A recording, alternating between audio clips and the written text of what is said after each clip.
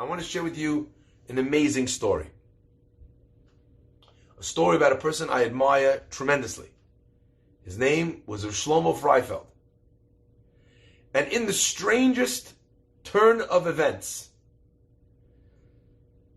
our scene begins with Rav Shlomo Farhi in the summer, where they had a camp for the yeshiva. And he walks down the road and walks into a local pharmacy that's on the main road right next to the camp.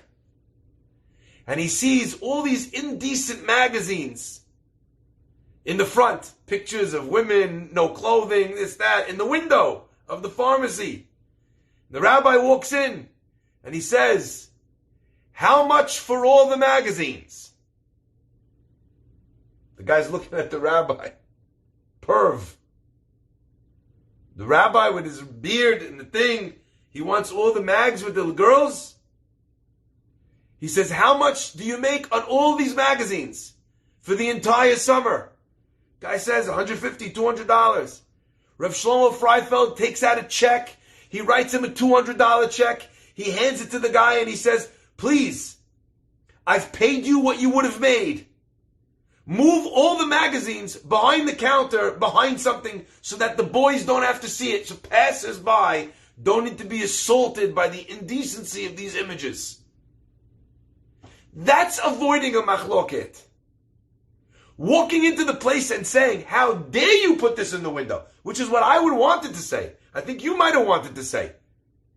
"You know, this is inappropriate. It's only for above age. There's kids walking here. How are you putting this out?" That's what we would say. We would yell at the guy. Some people would get violent.